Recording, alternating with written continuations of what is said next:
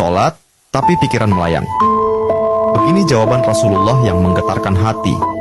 Pada suatu majelis Rasulullah, suasana terasa begitu tenang. Para sahabat duduk melingkar menyimak setiap perkataan beliau dengan penuh perhatian.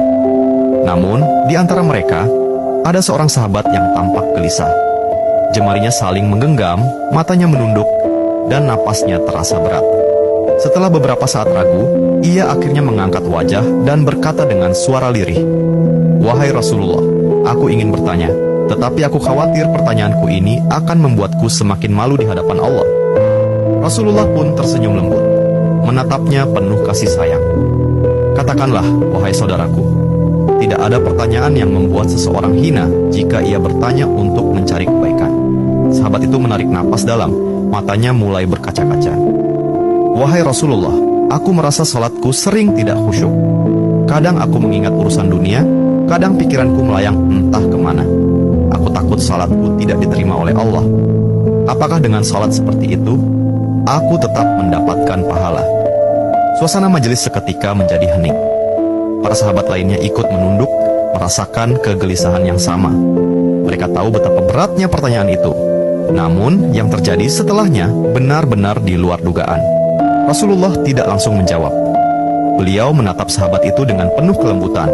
Lalu tiba-tiba air mata mulai membasahi pipi beliau. Para sahabat terkejut. Mereka jarang melihat Rasulullah menangis dalam situasi seperti ini.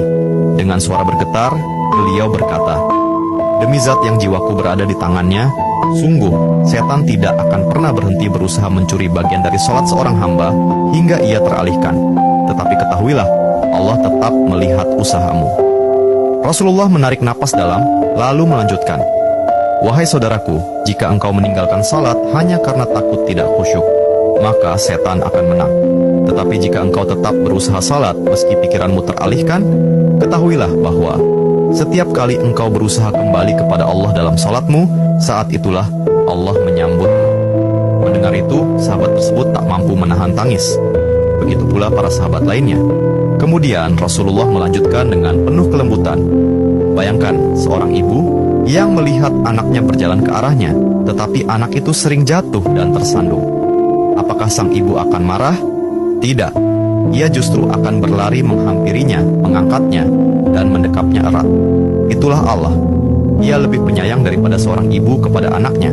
Selama engkau terus kembali, Allah akan selalu menerimamu." Air mata mengalir di pipi sahabat itu. Kata-kata Rasulullah begitu menusuk hatinya. Sejak hari itu, ia tidak lagi putus asa dalam sholatnya. Ia tetap berusaha khusyuk, dan setiap kali pikirannya melayang, ia mengingat nasihat Rasulullah. "Setiap kali engkau berusaha kembali, saat itulah Allah menyambutmu." Jangan pernah berhenti. Berusaha. Jika kisah ini membuka wawasan kita, yuk berbagi. Biar banyak yang tercerahkan. Setiap satu kebaikan dibalas Allah 10 kali kebaikan. Barakallah forever. Amin ya Rabbal Alamin ya Mujibas Sailin.